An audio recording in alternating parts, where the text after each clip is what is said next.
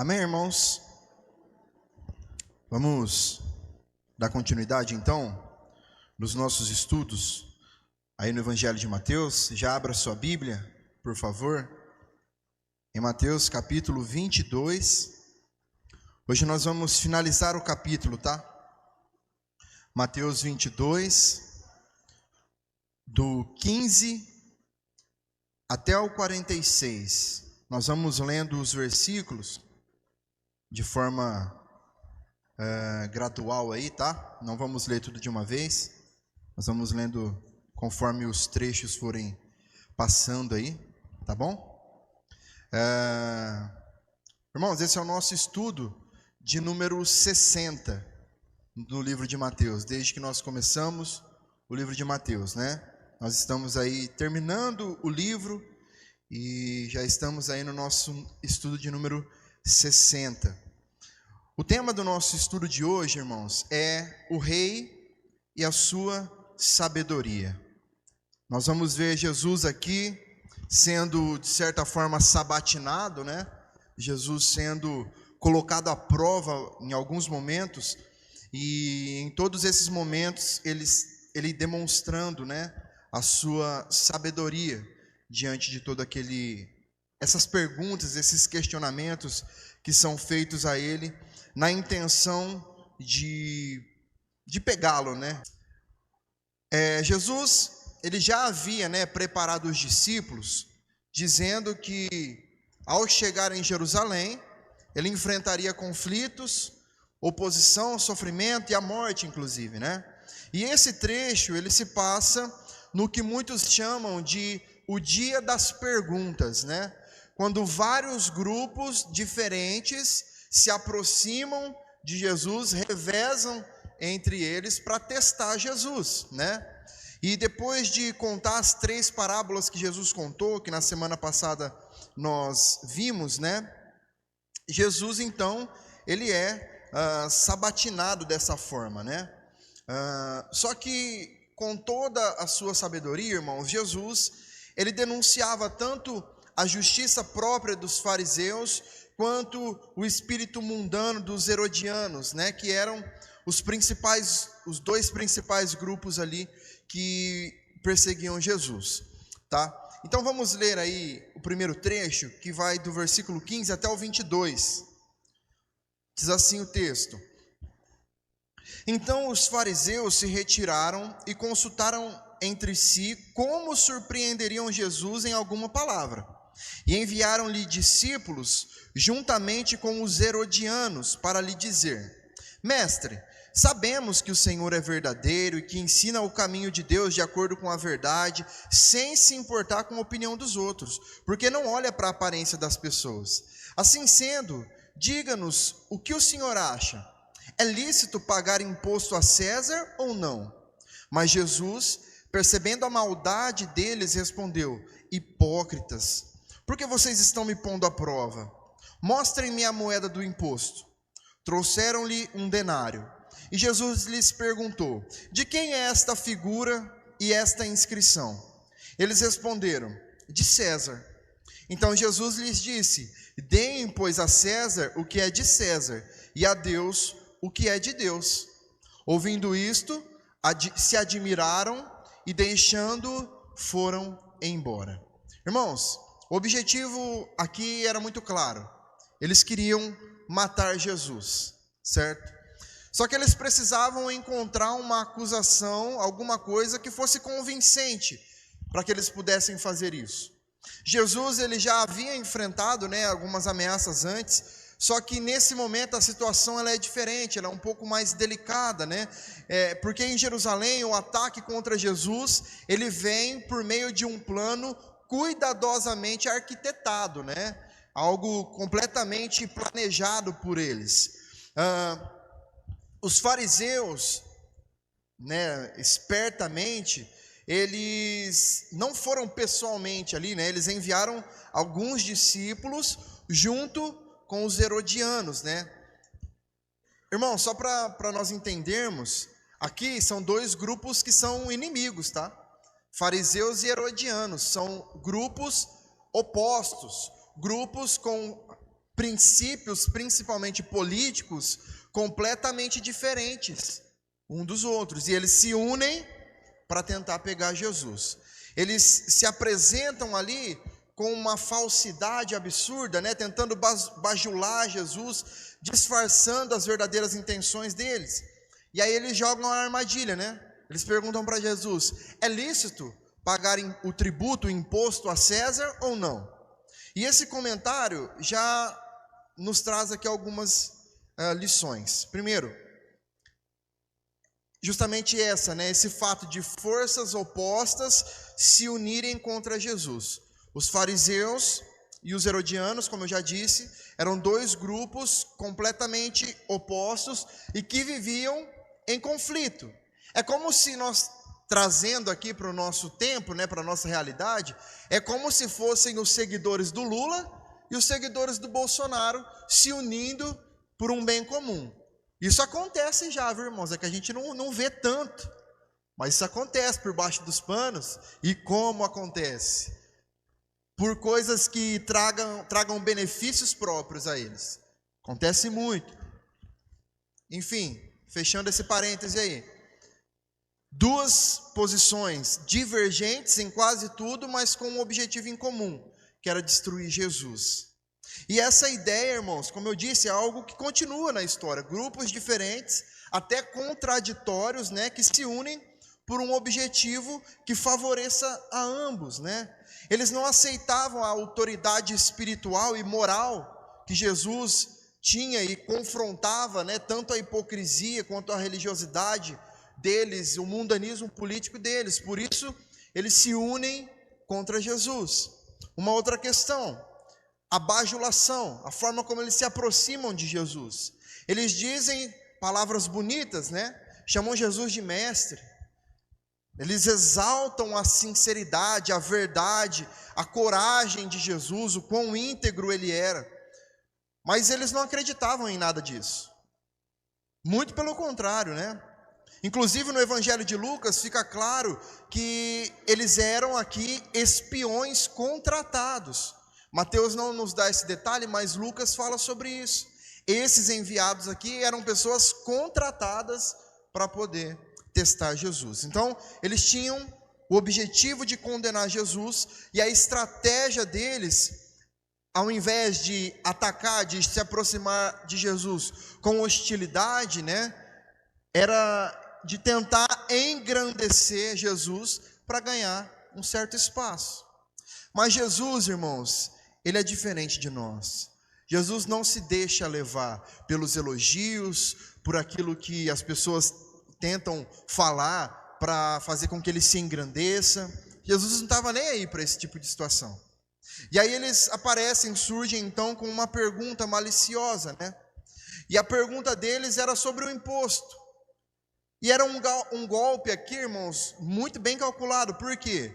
Porque se Jesus dissesse que sim, que deveria pagar, o povo acabaria rejeitando Jesus por apoiar Roma, né, que era vista aqui como uma opressora, como idólatra. Se Jesus dissesse que não deveria pagar o imposto, Jesus seria então denunciado aos romanos como rebelde. E os herodianos fariam isso rapidamente, né? E se Jesus ficasse em silêncio, se omitisse, ele seria acusado então de covardia, né? Ele perderia então talvez a credibilidade, vamos dizer assim, aos olhos deles. Então era uma armadilha muito bem arquitetada, um plano muito bem planejado, né? Que parecia não ter saída. Só que eles mesmos seriam pegos pela armadilha que eles prepararam, né? Porque qual que é a resposta de Jesus? Jesus, usando da sua sabedoria, pede uma moeda. E quando eles levam essa moeda, esse denário, né, a ele, Jesus pergunta: de quem é a imagem e a inscrição da moeda? E aí eles vão responder que era de César. É quando Jesus vem com a sua resposta: dai, pois, a César o que é de César e a Deus o que é de Deus. Com essa resposta, irmãos, Jesus desarma todas as armadilhas já da pergunta que foi feita. Por quê? Em primeiro lugar, ele reconhece o papel do Estado, era legítimo o papel do Estado, ele reafirma um dever supremo para com Deus, dai a César o que é de César, mas a Deus o que é de Deus. E ele coloca com isso cada reino no seu lugar. Jesus aqui, ele não faz do Estado um órgão absoluto, mas também não incentiva uma rebelião contra o Estado. Ele ensina que os cristãos são cidadãos aqui de dois reinos e devem cumprir os compromissos dos dois, desde que o Estado não exija aquilo que pertence somente a Deus. Jesus diz de forma clara que o imposto deveria sim ser pago, porque ninguém deve usufruir dos benefícios civis deste mundo sem responsabilidade. Jesus mostra que nós devemos sim cumprir com os deveres civis que temos, mas nunca permitir que o reino da terra nos torne infiéis ao reino dos céus. Então, irmãos, eles não conseguiram aqui acusar Jesus. E diante da sabedoria de Jesus, o texto diz o quê? Que eles se admiraram. O que restou para eles, irmãos, foi se admirar daquilo que Jesus disse, da sabedoria de Jesus, se calar, pegar o boné e caçar o rumo deles, né? Foram embora. Mas não parou aí, continua no versículo 22, versículo 23.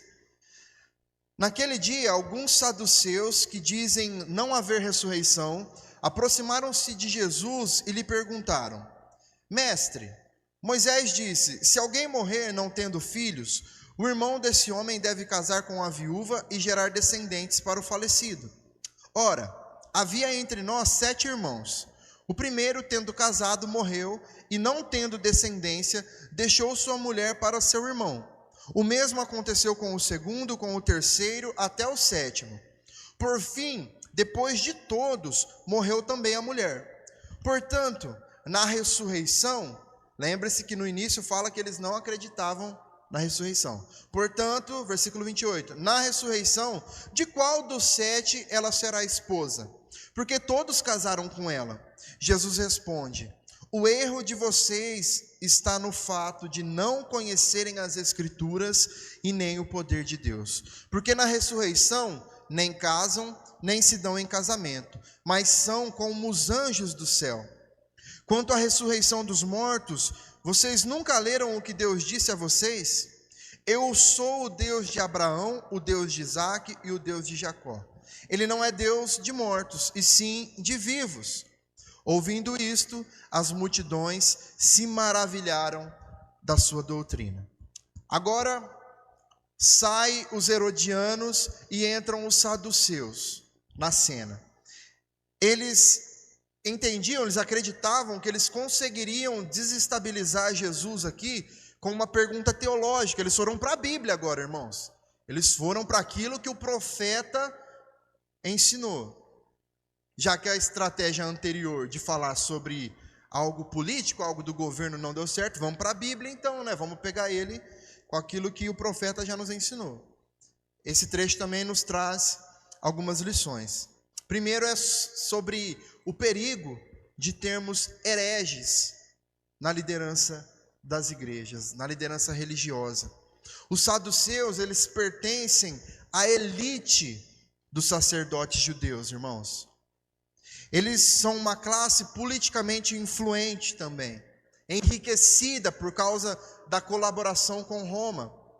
E diferentemente dos fariseus, que valorizavam tanto a lei escrita, quanto a tradição oral, os saduceus, eles aceitavam somente o Pentateuco, que são os 5 primeiros livros da Bíblia, escritos por Moisés. E eles rejeitavam os demais livros do Antigo Testamento. Para eles só valia o Pentateuco. Então eles também negavam doutrinas fundamentais como a vida após a morte, a ressurreição, a existência da alma, a existência de anjos e demônios e o juízo final. Então, por causa disso, quando Jesus purifica o templo, como nós vimos, e confronta ali os abusos daquele povo, eles se sentem ameaçados. Por quê? porque a riqueza deles, o poder deles, dependia daquela estrutura religiosa que eles criaram.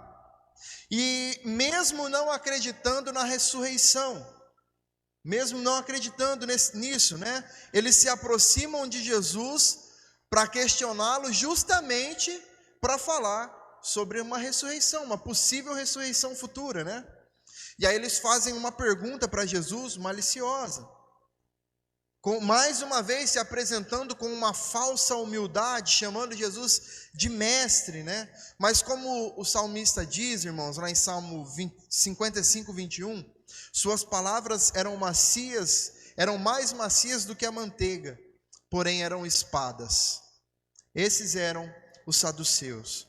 Eles criaram aqui uma suposição baseada na lei de Deuteronômio 25, que diz que quando um homem morria sem filhos, o seu irmão deveria casar-se com a sua esposa, com a viúva no caso, né, para preservar então o nome da família. Então eles criaram essa hipótese aqui, né, bem mirabolante, né, digamos assim, onde 7 irmãos, né, se casam um após o outro com a mesma mulher, todos morrem e não deixam descendência. Aí a pergunta que eles deixam para Jesus é: na ressurreição, de qual dos 7 será a esposa? Era uma falsidade tão grande aqui, irmãos, porque eles nem acreditavam na ressurreição. Por que eles estavam preocupados de quem seria a mulher, de qual dos irmãos seria a mulher na ressurreição? Ou seja, né, o objetivo deles aqui era de expor Jesus ao ridículo mesmo, né, como se a doutrina da ressurreição fosse uma grande mentira. Mais uma vez, Jesus, com sua imensa sabedoria, ele usa da própria palavra, justamente daquilo que o próprio Moisés, o único autor que eles consideravam inspirado, falou, né? E ele confirma tudo aquilo que eles negavam: a existência de anjos, a realidade pós-morte e a ressurreição. Isso já nos traz também 3 situações aqui. Primeiro é que a heresia, ela nasce da ignorância de quem é Deus. Jesus diz: errais, não conhecendo as Escrituras e nem o poder de Deus. Eles ignoravam as Escrituras. Se eles realmente conhecessem ali o Antigo Testamento, né, aquilo que eles diziam crer, eles perceberiam que Deuteronômio 25 não se aplica à vida futura, e que há várias passagens também ensinando claramente sobre a ressurreição. E eles também ignoravam o poder de Deus, porque se eles acreditassem no poder de Deus, eles saberiam que Ele é totalmente capaz de ressuscitar os mortos e transformar completamente a vida futura. Uma segunda situação que se apresenta nesse momento é que a morte encerra um relacionamento conjugal. Jesus explica que o casamento existe apenas para esta vida. Marido e mulher, segundo aquilo que a própria Bíblia nos ensina, são uma só carne, não uma só alma, certo? Se fossem inseparáveis, né, espiritualmente, nem a morte acabaria com o casamento. Se fossem inseparáveis, né, espiritualmente falando, se um estivesse salvo, o outro também estaria, mas a salvação não se dá dessa forma. E esse momento da fala de Jesus também confronta outro erro deles, né? Eles negavam a existência de anjos, por exemplo, não acreditavam. Mas Jesus diz que na ressurreição nós seremos semelhantes aos anjos. Não em sua natureza, mas em sua condição. Jesus estava falando aqui sobre um casamento que não existirá mais na eternidade. Assim como os anjos não se dão em casamento. E uma terceira situação deste período é que a morte não encerra o relacionamento com Deus. Jesus cita aqui o próprio Êxodo, né? Capítulo 3, verso 6, em que Deus diz para Moisés: eu sou o Deus de Abraão, o Deus de Isaque e o Deus de Jacó. Quando Deus diz isso ali, irmãos, os patriarcas, eles já haviam morrido há séculos. Só que mesmo assim, quando Deus fala, ele não fala assim, eu fui o Deus de Abraão, não, ele fala, eu sou o Deus de Abraão, o Deus de Isaac, o Deus de Jacó. Ou seja, Abraão, Isaac e Jacó continuam vivos na eternidade. Isso porque a morte não nos destrói por inteiros, destrói fisicamente, mas a nossa alma estará com Deus. E a comunhão com Deus, ela é eterna. No final, mais uma vez, a multidão ficou admirada com a resposta de Jesus. Jesus desmonta aqui agora o plano dos saduceus e ele revela uma verdade poderosa, inclusive para nós, é que a vida não termina com a morte. E a fidelidade de Deus para com o seu povo também não. Ultrapassa os limites dessa vida. Ele continua, versículo 34. Entretanto, os fariseus, sabendo que Jesus havia silenciado os saduceus, reuniram-se em conselho. E um deles, intérprete da lei, querendo pôr Jesus à prova, perguntou-lhe: Mestre, qual é o grande mandamento na lei? Jesus respondeu: ame o Senhor seu Deus, de todo o seu coração, de toda a sua alma e de todo o seu entendimento. Este é o grande e primeiro mandamento. E o segundo, semelhante a este, é: ame o seu próximo como você ama a si mesmo. Destes dois mandamentos dependem toda a lei e os profetas. Mais uma pergunta, agora por parte dos fariseus, e tocando em um tema muito debatido entre eles mesmos, né? Qual seria o maior mandamento da lei? Uma prática muito comum, irmãos, entre os fariseus era justamente essa, de debater qual mandamento seria o mais importante. E eles esperavam aqui que Jesus escolhesse apenas um, né, para que isso abrisse um espaço para que eles pudessem criticá-lo ou acusá-lo. Mesmo assim, né, mais uma vez, Jesus, em sua imensa sabedoria, não se deixa levar, não se enfia, não se envolve no meio de discussões sem propósito. Até porque ele sabia qual era a intenção daquele povo, né? E Jesus, o que ele faz? Ele vai direto ao ponto. Ele deixa de lado todo esse esquema humano e chega ao ponto principal da questão. E a resposta de Jesus, ela não traz nada de novo. Pelo contrário, ele cita aqui algo que todo judeu piedoso, né, fiel, recitava todos os dias, de manhã e à noite, que é aquilo que eles chamam de Shema, que está lá em Deuteronômio capítulo 6, de 4 a 6, que é: ame o Senhor seu Deus de todo o seu coração, de toda a sua alma, de todo o seu entendimento. Então, com isso aqui, irmãos, Jesus, ele mostra que o fundamento de toda a lei está no amor, e não em rituais, em regras ou em tradições humanas. Mas Jesus não para aí, ele continua, e ele acrescenta um outro mandamento: ame o seu próximo como a si mesmo. Jesus aqui, então, ele une esses dois mandamentos em um único fundamento, em uma ideia só. Irmãos, nenhum daqueles líderes havia ensinado essa união com tanta autoridade. Jesus diz a ele, mostra a eles, né, que toda a lei e os profetas dependem disso, de amar a Deus e amar o próximo. É o amor, e não o legalismo, e não o cumprimento de regras, que demonstra a nossa obediência a Deus, e que nem que cumpre a vontade verdadeira de Deus. Ele continua. Agora, irmãos, Jesus toma a rédea da situação, né? Agora ele fala: não, vocês já perguntaram demais, agora é minha vez. Versículo 41. Estando reunidos os fariseus, Jesus lhes perguntou: o que vocês pensam do Cristo? De quem é filho? Eles responderam: de Davi. E Jesus perguntou: então, como é que Davi, pelo Espírito, chama o Cristo de Senhor, dizendo: disse o Senhor ao meu Senhor, sente-se à minha direita, até que eu ponha os seus inimigos debaixo dos seus pés. Portanto, se Davi o chama de Senhor, como ele pode ser filho de Davi? E ninguém podia lhe responder uma palavra. E a partir daquele dia, ninguém mais ousou fazer perguntas. Várias pessoas, grupos diferentes, se unindo, cada um tentando fazer um tipo de questionamento diferente para Jesus, para tentar encurralar ele. E na primeira mísera pergunta que Jesus faz, ninguém consegue responder.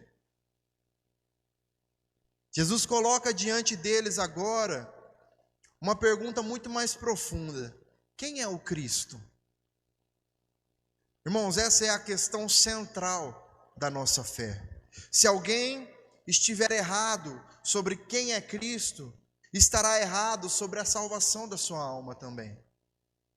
A ideia principal de Jesus é mostrar que o Messias é ao mesmo tempo filho de Davi e Senhor de Davi.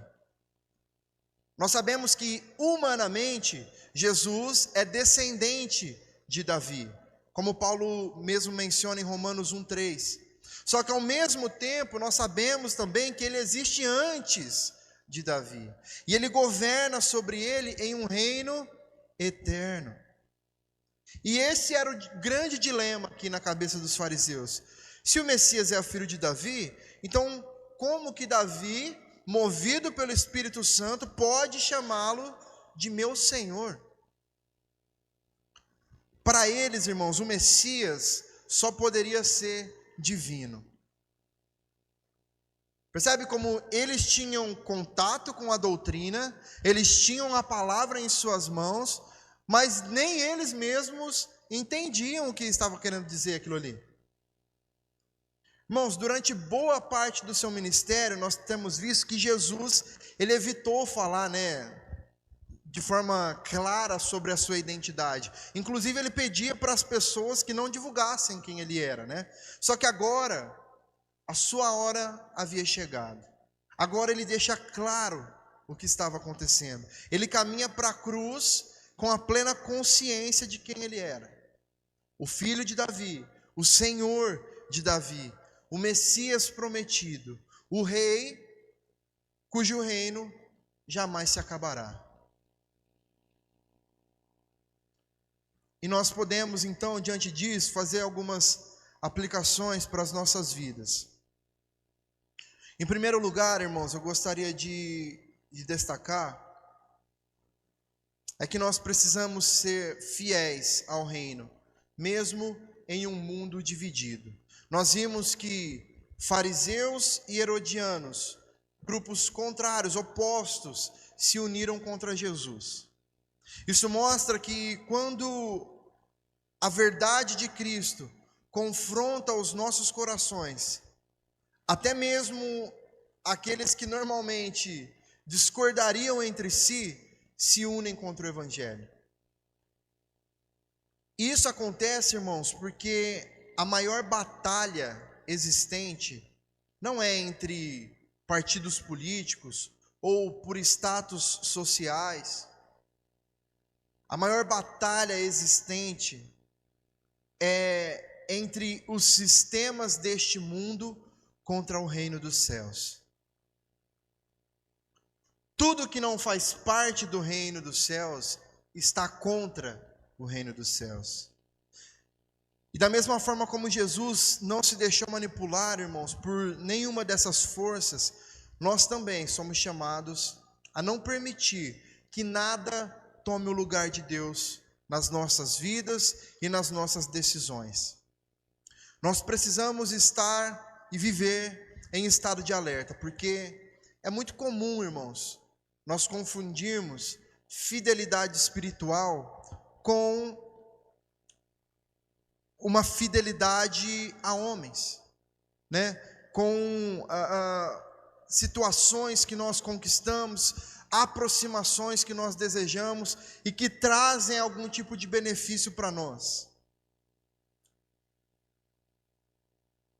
Jesus nos lembra que somente Deus tem direito sobre o nosso coração, sobre a nossa adoração.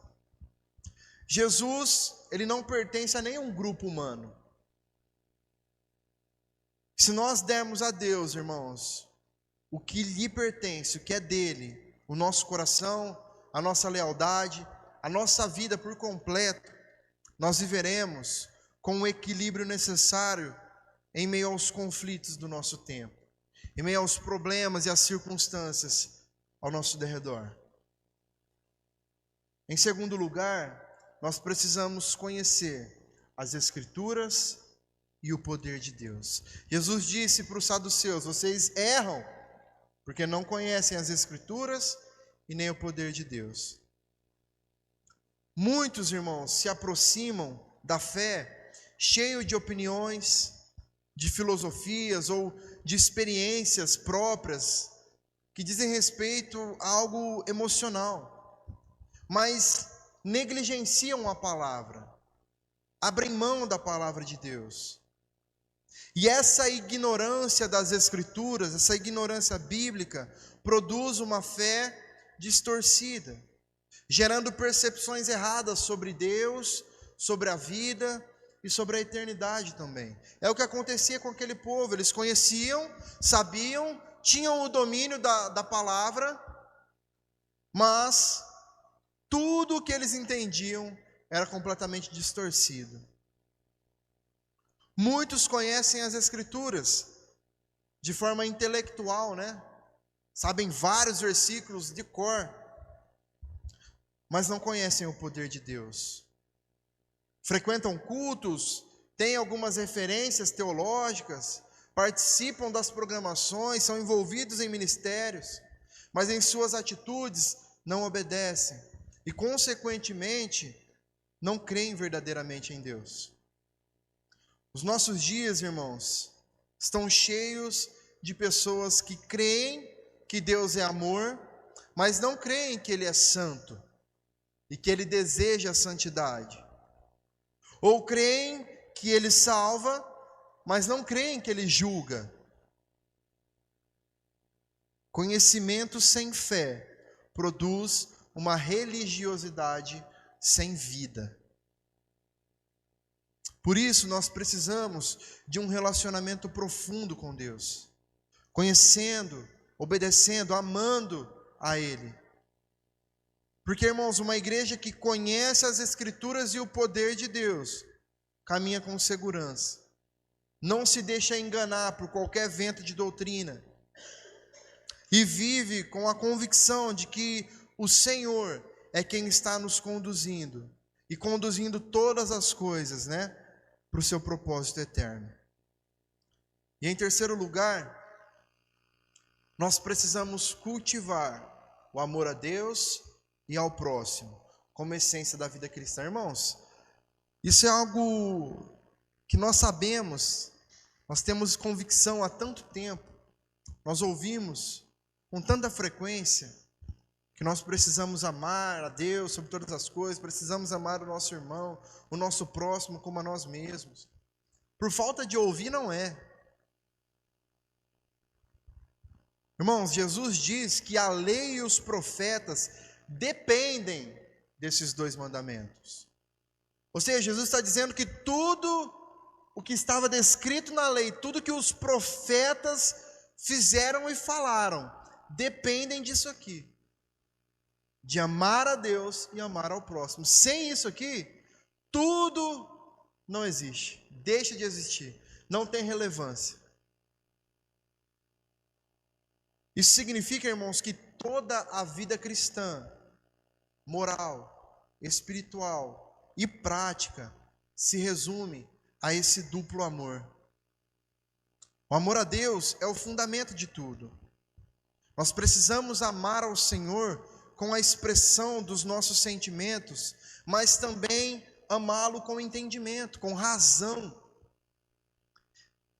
E essa razão é a expressão prática desse amor, que se manifesta no ato de olhar para o próximo, com esse amor, olhar para o próximo com a dignidade de alguém que foi criado à imagem e semelhança de Deus.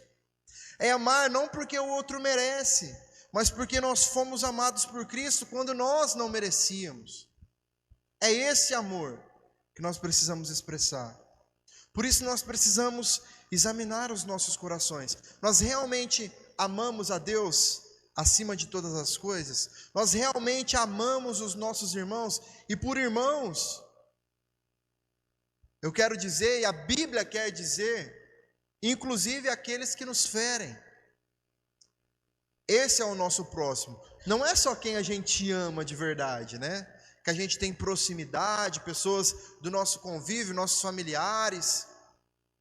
Não. O Evangelho, irmãos, não nos chama apenas a evitar o mal. O Evangelho nos chama a refletir o caráter de Cristo no mundo, a fazer a diferença que Ele fez no mundo, amar como Ele amou. Esse, irmãos, é o maior testemunho que nós podemos oferecer. Diante disso tudo, nós concluímos que a nossa vida, a nossa fé e o nosso futuro só pode encontrar sentido em Cristo. Ele é o centro de toda a revelação. Ele é o fundamento da nossa fé. E Ele é o cumprimento de toda a Escritura.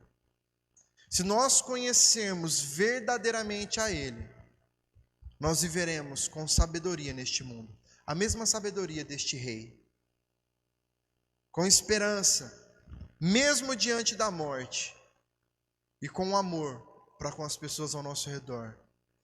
Que diante da pergunta que Jesus fez aos seus perseguidores de quem é Cristo, que nós possamos responder como os apóstolos: Ele é o Filho de Deus, nosso Salvador, o Rei eterno, o Senhor da nossa vida.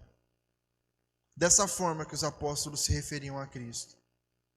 E que diante disso tudo, diante desse entendimento sobre quem é Cristo, que nós possamos viver entregando todo o nosso coração a Ele. Amém?